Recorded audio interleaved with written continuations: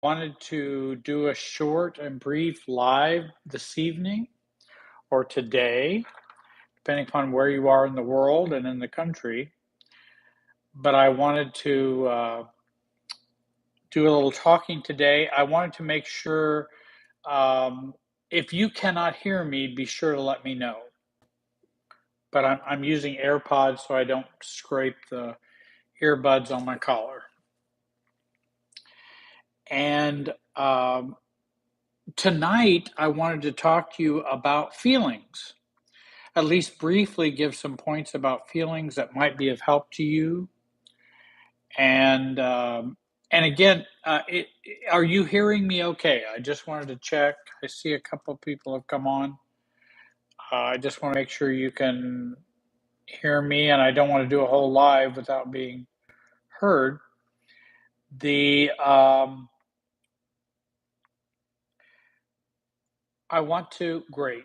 Thanks, Patty. I wanted to, and Carol, I see here tonight. Several people are here. It's wonderful to have you.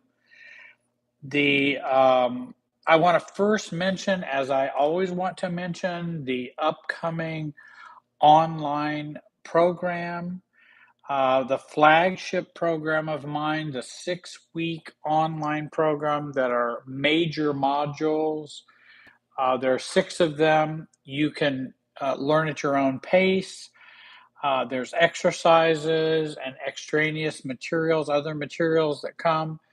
And it starts the last day to sign up for the pre-launch discount is May the 5th.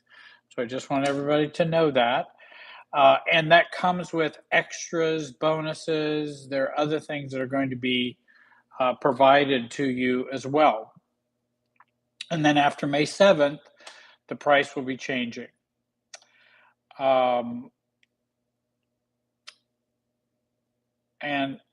thank you for your encouragement I see in the comments.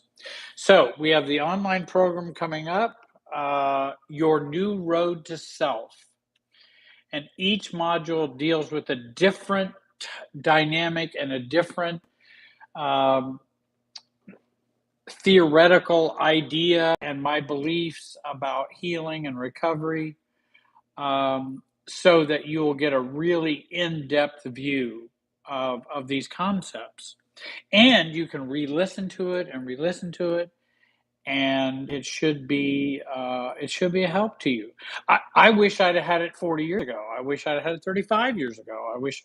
I wish I could have watched something like I've put together. I really think that would have helped me, because at that time, about the only way you could get that information is kind of go to academic books, and most people were just not reading academic books to, as self-help, and it's kind of difficult to weed out what really would be helpful and usable. And I've taken all that and made it helpful and usable. And again, I think would save someone a lot of time in therapy, save them thousands of dollars in therapy, to have this information and to go through this experience. So tonight, we are talking about 4 things that your toxic family or dysfunctional family did not teach you about emotions. And I want to do some of that today, and I want to talk to you about, and thank you, Shirley. That's so kind of you. Watching you has changed my life. I have heard, believe it or not, I have heard that a lot. Now, but don't worry, I don't get a big head, because I know it's not just because of somehow I'm a genius and I'm smarter than everybody else. I'm not. I have just had to do what I teach people to do. And I think that's the best kind of therapist, coach, psychologist, even psychiatrist, any mental health professional, social worker.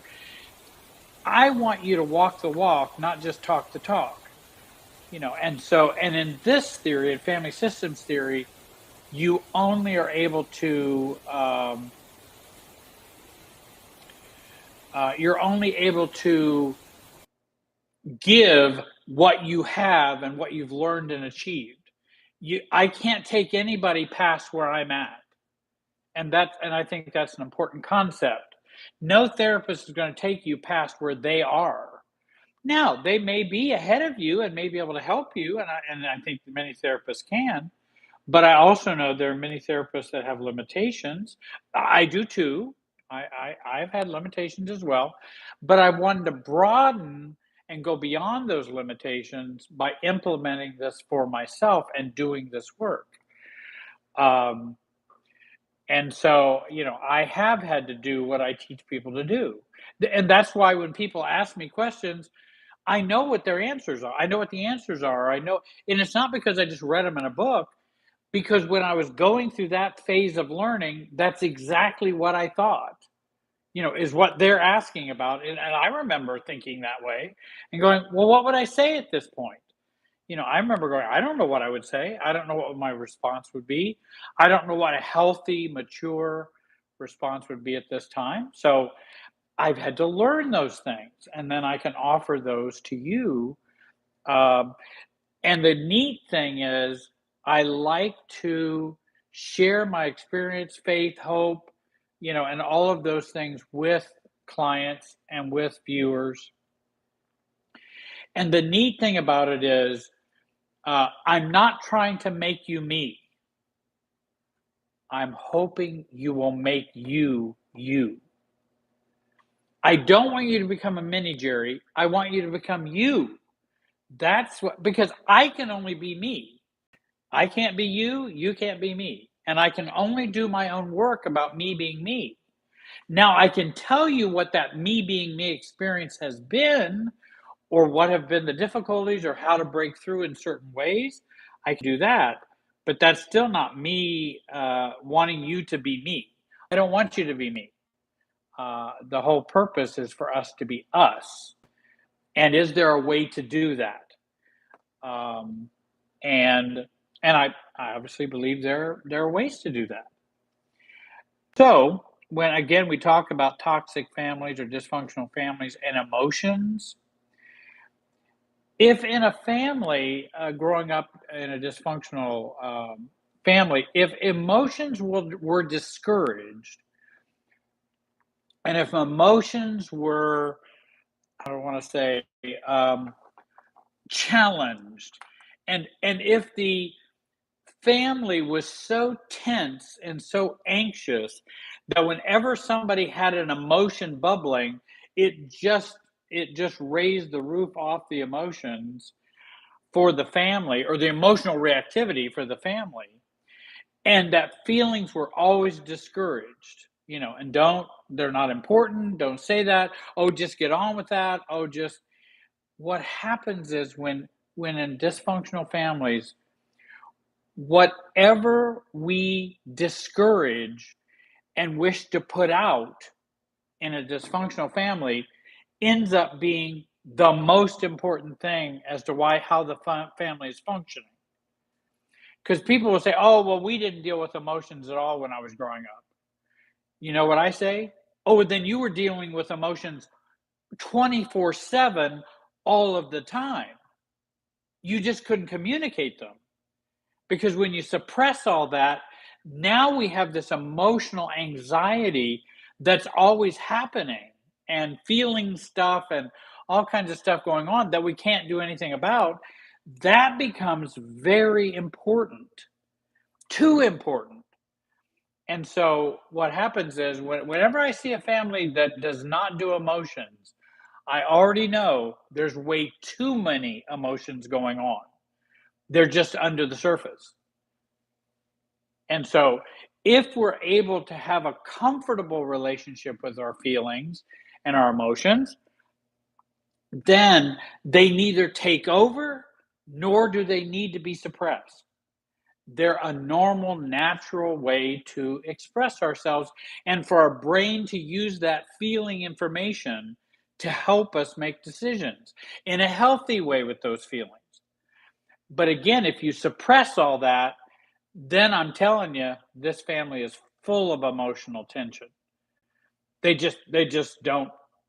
aren't aware of it or are not conscious of it or don't accept it or in denial about it. So, and then the other side, the flip side. So one coin is we didn't do anything with emotions.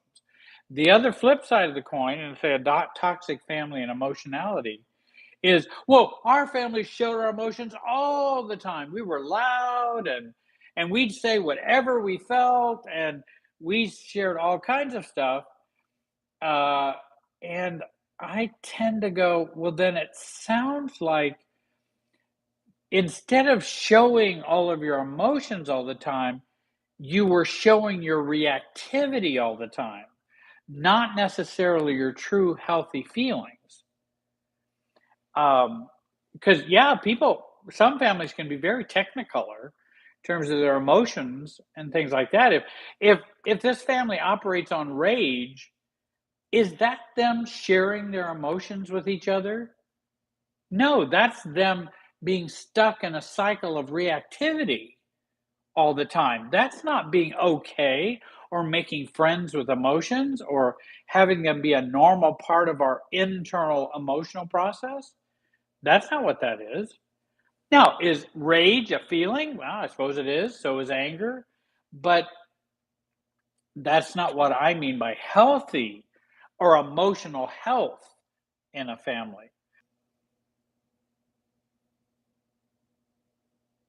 Okay, I think I'm back now. I think we had just a little bit of a technical problem there. So, I would like to share four things tonight. Four simple things about what your family may not have taught you about feelings in dysfunctional families. One of the things they may not have taught you was not all feelings are equal. Not all feelings are equal. And some have taught, and I've even seen it in books, I've heard other therapists talk about it, some have even talked about feelings are always, feelings are never wrong. Now, I agree with them from the standpoint that no one should be shamed about their feelings. Nobody should be judged for their feelings. But that's kind of a blanket statement that feelings are never wrong. Well, what if they're not true feelings? What if they're systems feelings? What if they're feelings you're supposed to feel because that's what your role requires you to operate on those feelings in this family system? Is that true feelings? Is that healthy feelings? I would tend to say, no, they're not. Now, does that mean I should be shamed because I have systems feelings? Or I might get more upset than I need to or should be? No, that's it's not for criticism's sake. It's for realizing that not all feelings are equal. I remember teaching a course on, I think it was, and I was, when I was stuttering, well, probably doing that too. When I was studying pastoral counseling, I remember doing a seminar at a large church where I was working at, and I think doing pastoral counseling there, family and marriage and family therapy. And I did a seminar on the 6 types of guilt. 6 types of guilt. I thought there's just guilt or not guilt. There's different types of guilt, and not all guilt is equal. And so we want to remember not all feelings are equal. There may be 6 different types of anger, 6 different type of sadness, but at least for guilt, I can at least some of them that I can think of is just there is toxic guilt. Is that normal feelings if we have toxic guilt? If we have family guilt, if we have spiritual guilt, some people who are in faith and who are in religious communities, they can have spiritual guilt. And they might talk about the Holy Spirit convicting them or, and that's a spiritual guilt. And that's acceptable. That is a form of guilt. Um, But there are lots of, and then there's false guilt. And then I remember even teaching in that environment, which I don't do that currently, but in that environment, even talking about demonic guilt. Is that possible? I mean, Scott Peck, The Road Less Traveled, the psychiatrist who writes about there really is truly evil in the world. So evil guilt, maybe we should use maybe that term. There are different types of guilt, so not all feelings are equal, and we want to embrace that and accept that and begin to see our lives in that way. That, wait a minute, I don't want to give every feeling equal time and equal weight, because we don't want to give them equal weight and equal time.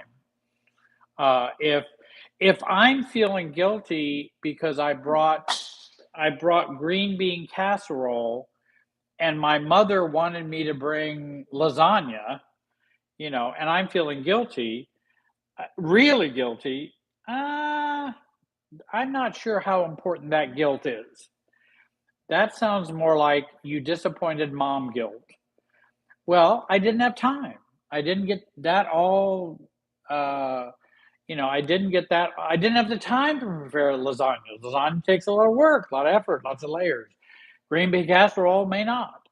Um, And so that's what I could do rather than, oh, I feel so bad. I know mom, I didn't even promise mom I'd bring it, but that's her expectation. So now I should feel guilt. Is that healthy, normal guilt, or is that some kind of systems or false guilt? I would lean it over here in the systems or false guilt. Um, and I think, making those distinctions between the type of guilt that we have and not just saying all feelings are equal and should be treated equally. And, I really, whoops, looks like moved to iPhone. I don't know if my ear pods went somewhere. Let me try and, let me make sure the ear pods are back here. So I believe I'm still connected, and I believe you should be able to hear me. I hope so.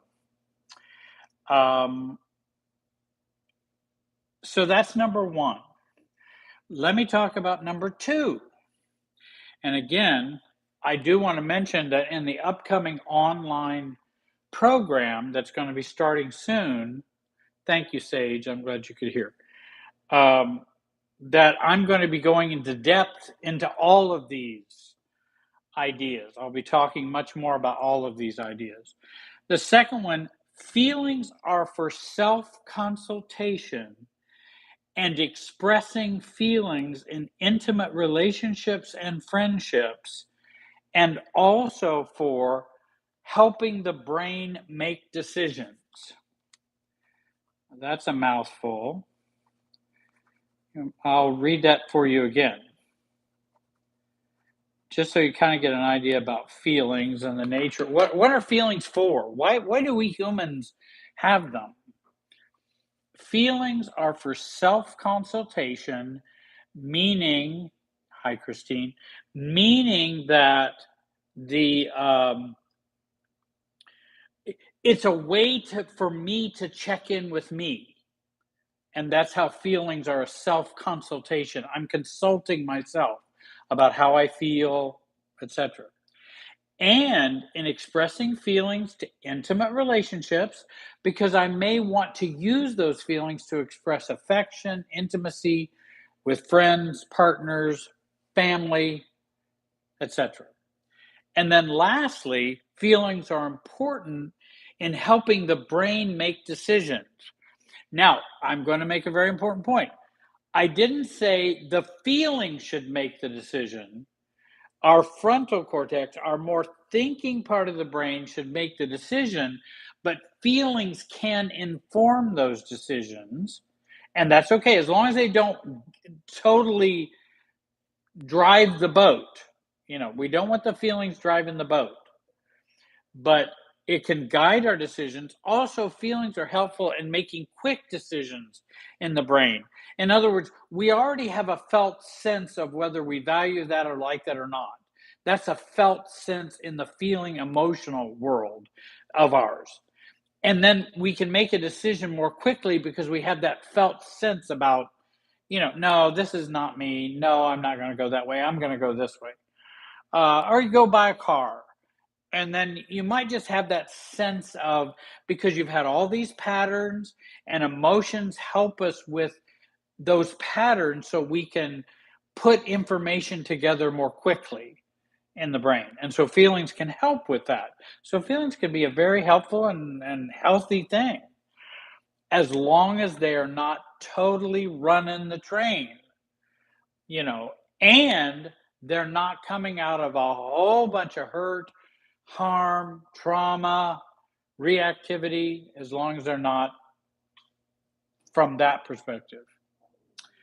Um, Thirdly, and this is what I've been suggesting, feelings need to remain in our passenger seat of our car. Us being the car, they need to remain in the passenger seat, not in the driver's seat. When we, in dysfunctional families and toxic families, we learn that feelings, gosh, I'm not even sure feelings were supposed to be in the driver's seat or the passenger seat or neither seat, and that we should either be numb about it or unconsciously we're always reacting to our feelings. That fits well into a dysfunctional family. When you're always reacting to your feelings, that's the norm.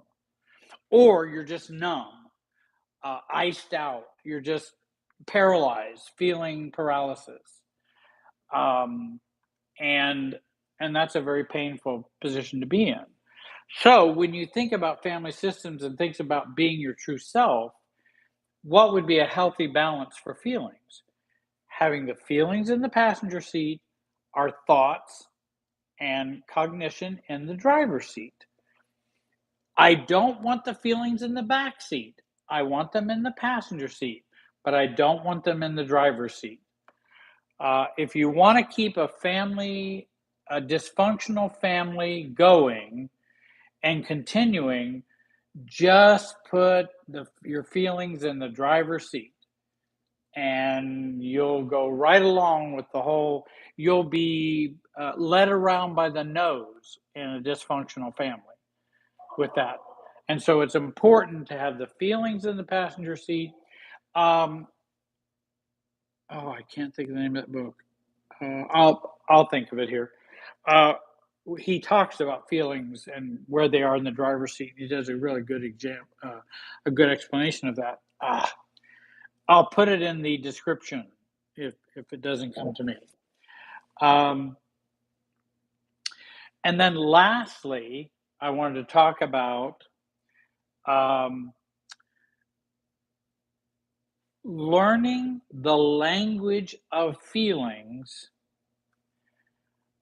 is important for those who want to know themselves and to grow into their true selves. And I think it's very difficult for someone to come into their own and coming to know their true selves if they don't have a language for their feelings. And a lot of people have not grown up with a language for their feelings, which is, it's just like learning a vocabulary lesson. If you took vocabulary, I don't know if they do these days. I remember having vocabulary when I was growing up and had to learn words and what they meant. Same is true for feelings. We get a feelings list, get that off the internet, get lists of feelings. Now I've got a language I can use to express feelings and to begin to connect those with me. If it's not easy, that's okay. Just keep plugging at it. And at any time, and you can put that list in your pocket or your purse or your car or whatever, at any time you can say, I wonder what I'm feeling right now. Let me get my list out. let me grab my list and see what, see what see what I'm, at any time, see if you can come up with what you're feeling. Or pretend somebody just asked you, how are you feeling today? You know, how are you feeling today? Um, then the what you want to do is begin to think about, okay, how do I feel? I feel sad. I feel uh, I feel happy about what's coming up in 2 days. I feel expectant. I feel a little tired. I feel some anxiety or anxiousness over blah. And so I'm just kind of checking in with myself and consulting with myself, which is good self care also when you give your feelings a language. It can really open up a lot of new vistas for you that we didn't get growing up. Uh, you know, you know, mad, sad, numb, might have been the only feelings you had in your feeling in your family. Mad, sad, numb. There wasn't much of a vocabulary to be able to communicate feelings. And with our brains and with our emotional system, it's important that we're able to put it into words. That's a very therapeutic, mature, maturing, differentiating thing to do, is to put feelings into words. Um, and and again, you don't have to tell everybody your feelings. You don't have to do that. Maybe your family wouldn't be happy hearing about those. That's fine.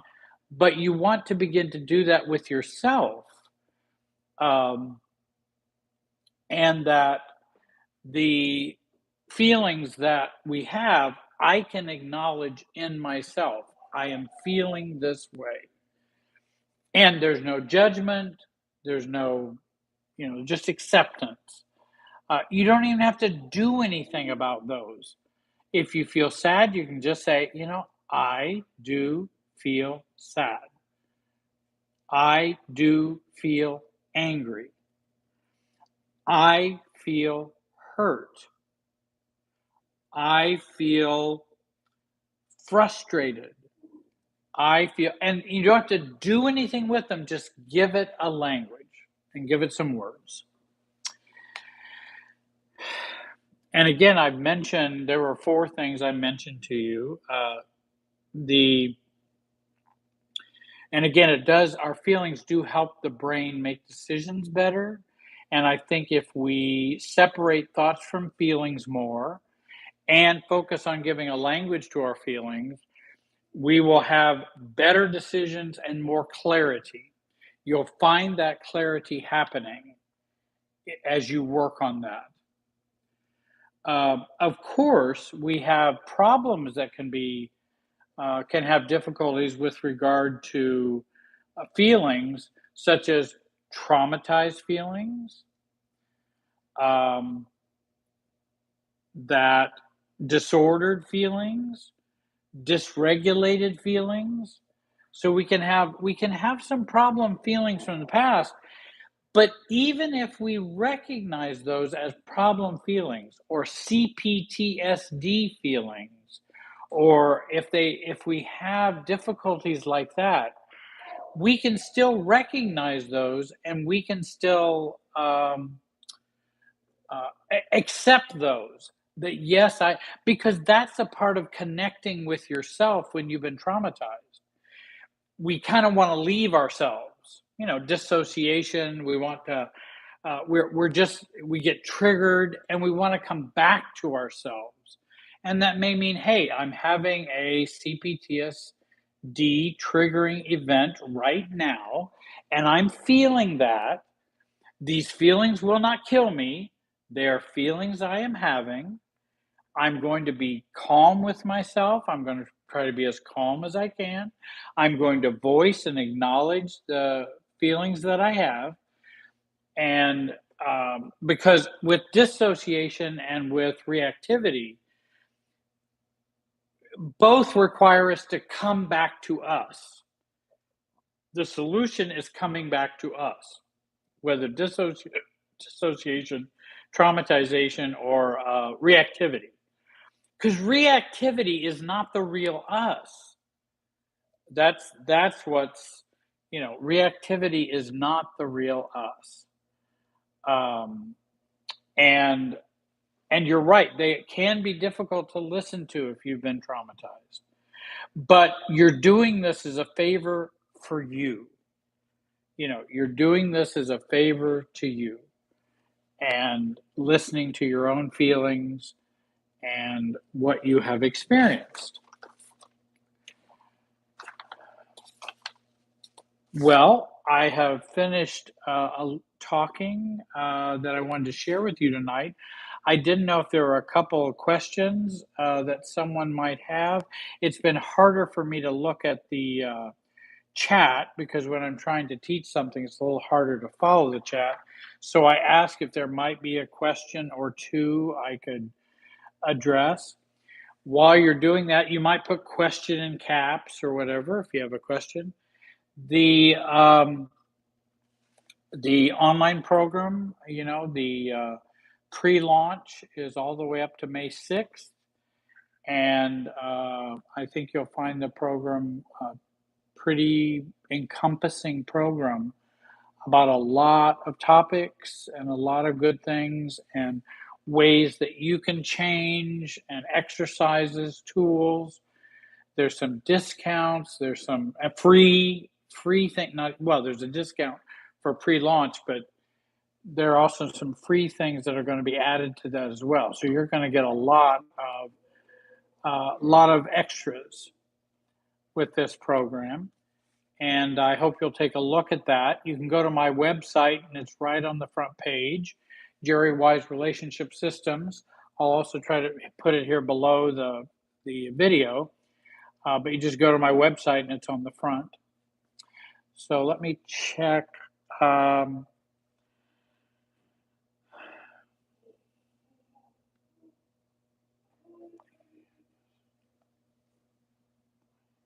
um,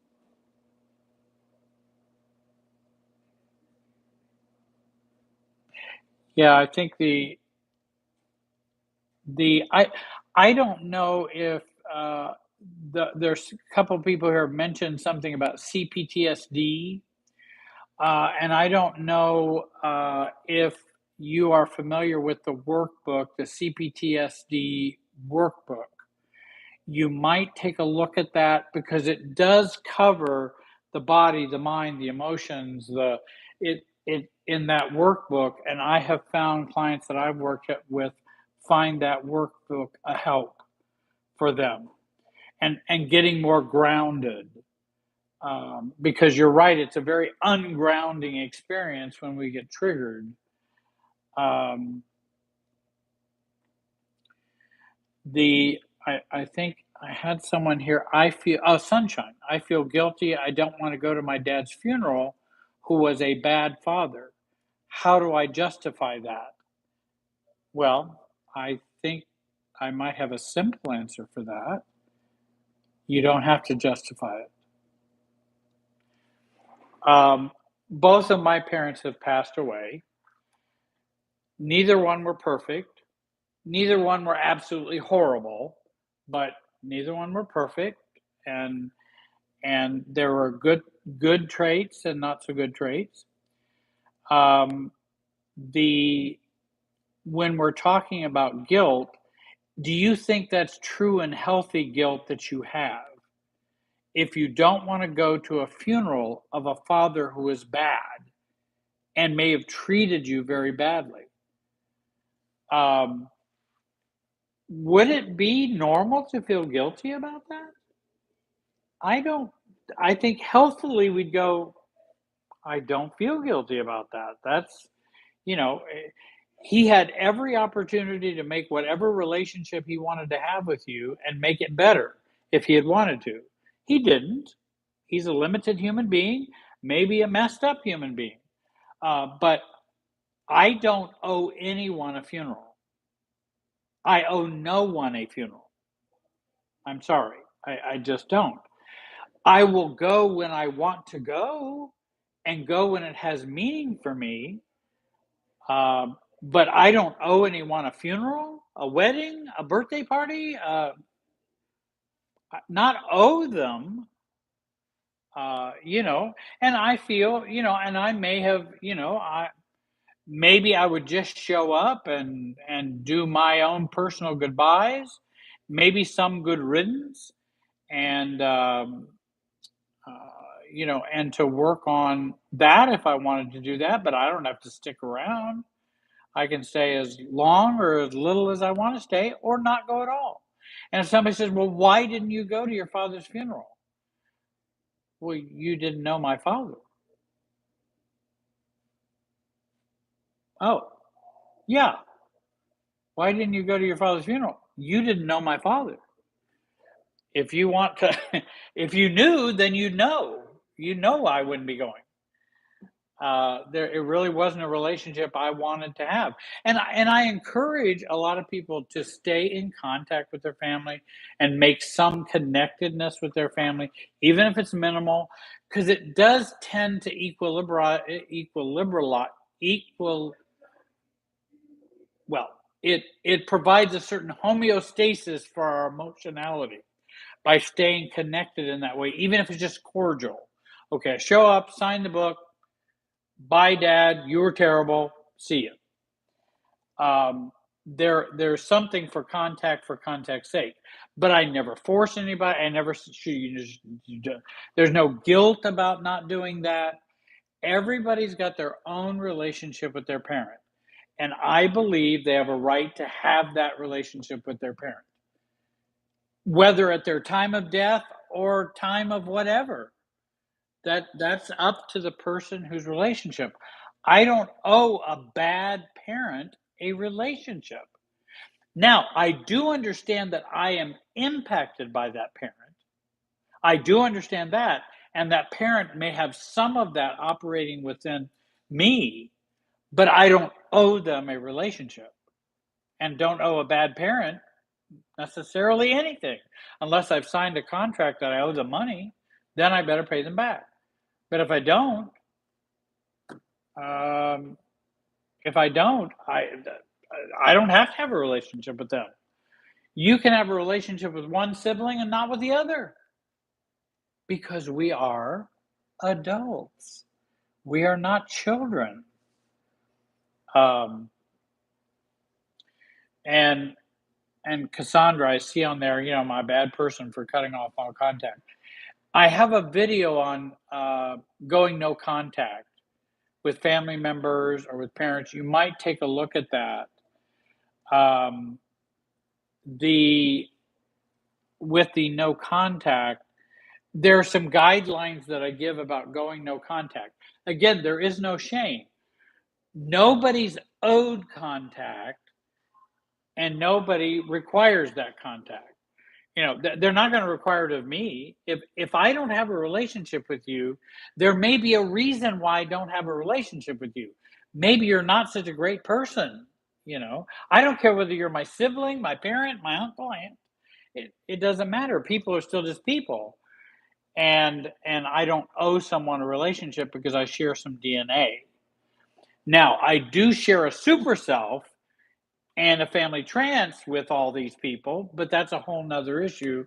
And I go into that on the online program as well. But I think everyone has the right to make their own choice about that. You know, is that societal guilt? See, there's another type of guilt, societal guilt. Oh, well, you didn't go to your dad's funeral? That guilt is societal guilt. That's not true guilt, it's societal guilt. And I'm not going to live by that guilt. If I feel guilty and it's a healthy guilt for me and I've done something wrong, then I should feel guilty, but not societal guilt, false guilt, systems guilt. That no, that's not for me. I'm not going to live my life based on that guilt. I may have it, but I'm not going to base my choices on that. And I've told many people, "Oh, but Jerry, if I do this, um, if I do this, I will just feel so guilty and I'll be miserable." And I'll say, "Do you want to do it?" rather than not do it. And they say, "No, I definitely feel this is the right thing to do, but I will just feel so guilty," like not going to your dad's funeral or something like that, or mother's funeral, or that I or make go all no contact. That yes, that's you have a right to make that decision, and society doesn't tell you what you need to do about that, because society is not very surgically oriented in terms of specific. Yeah, everybody should love their parents. Every parent should love their children. Okay, those are some conventional wisdom, yes. But is that the way the real world works? Well, not for many of us. There are many of us that doesn't work that way. So I like to think about, if I had a normal, like Cassandra, if you had a normal mother, I wouldn't be going no contact if I had a normal mother. Uh, so I wouldn't be going no contact. But because my mother is not well, or mean, or narcissistic, or whatever issue she's got, borderline or problematic, whatever, um, then I've chosen not to have contact with her. And so I'm using abnormal rules to fit an abnormal family. Society wants to come in and say, act like your family is normal and use the normal family rules for these very abnormal people. That's not good wisdom. That's not good. It's not a good plan. Abnormal requires abnormal responses. Now, society may look at my abnormal responses and go, well, that's kind of weird. You mean you don't want to go to your father's funeral? Who wouldn't want to go to their father's funeral? I don't, I mean, and I don't have to. Um, and that, because they're using normal rules for normal family situations, and not not using abnormal rules for abnormal situation. Just like I say, well, why wouldn't you go to your father's funeral?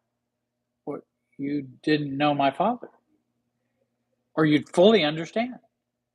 You go, oh yeah, you'd probably be holding me back from going to the funeral. So I let people know. Well, if you knew what I know, you would be making, I think, the same choice as me. Believe it or not. Well, I'm going to have to call it a time here on our video. Please sign up for the online program that's coming up. Check that out at my website. I thought this live would be a positive thing for you. I'm going to be doing another live, hopefully tomorrow. And if I can get some notice out ahead of time, I will. Sometimes it's a little tough. And Your New Road to Self is the new program. There's also free training that you can sign up for, that's free for about 84 minutes, that's up on the website. And you can get that. I think you just put your email address in and you get the webinar, and it comes to you. There's interactions with the webinar. I think you might enjoy that. And thank you all for joining me. I hope you have a great day, and be wise.